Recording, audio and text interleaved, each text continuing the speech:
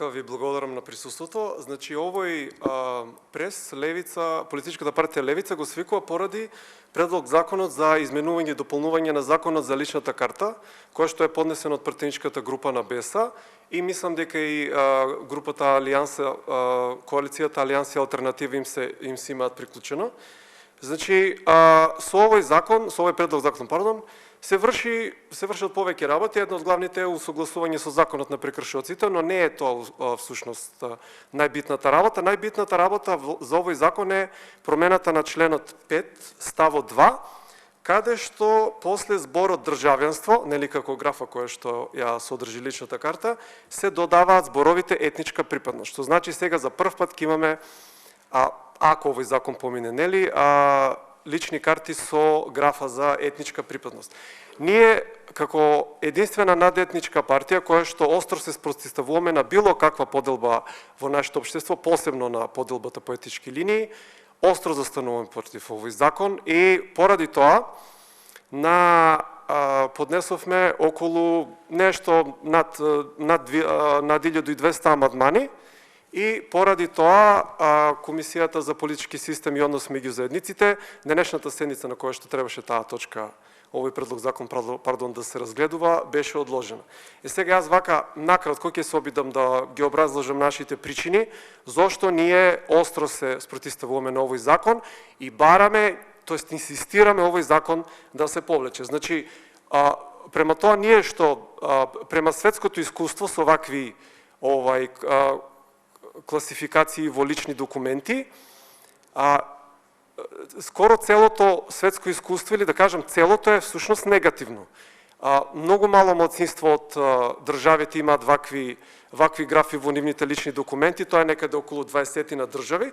И значи сите истражувања кои што се правени на оваа тема, у смисол што се случува кога ќе се внесат значи расна, етничка или религиозна графа во личните документи, е дека тоа само ги засилува поделбите, на некој начин, мислам не на некој начин, него најдиректно ги институционализира поделбите, ги прави ригидни, ги прави непроменливи и од рацете на заедницата на која што, нели, на таа група етничка, религиозна или расна на која што и припаѓаат, автоматски ги зема во рацете на власта, и тоа е и многу опасно.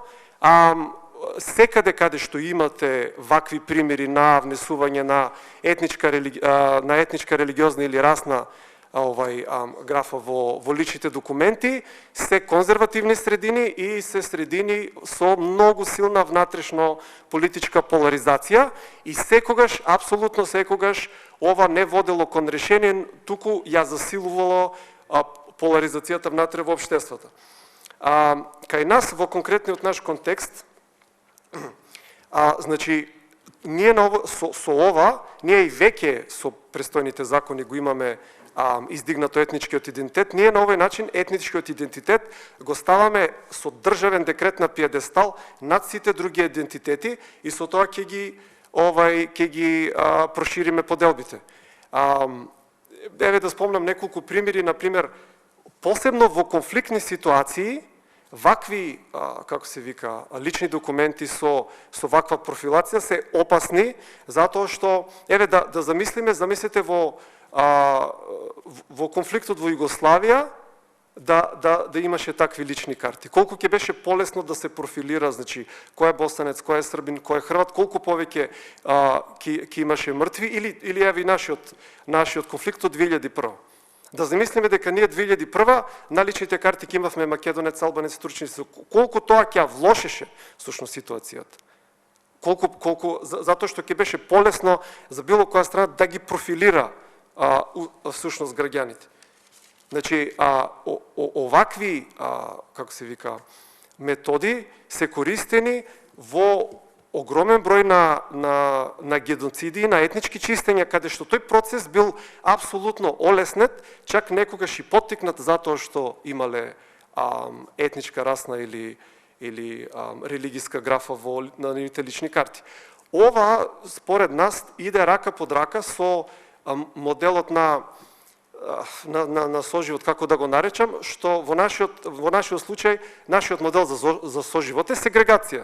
Значи, ние имаме етнички паралелки И сега со етнички лични карти ние уште повеќе ќе засилуваме таа сегрегација. Значи ние имаме ситуација каде што во 60-те години во Америка милиони луѓе марширале да падне тој модел као на поврзување на заедниците внатре, затоа што не е тоа поврзување, тоа е делење, а кај нас тоа се како се вика, се предлага како замаскирано како човекови права или како градење на соживот, толеранција и така натаму.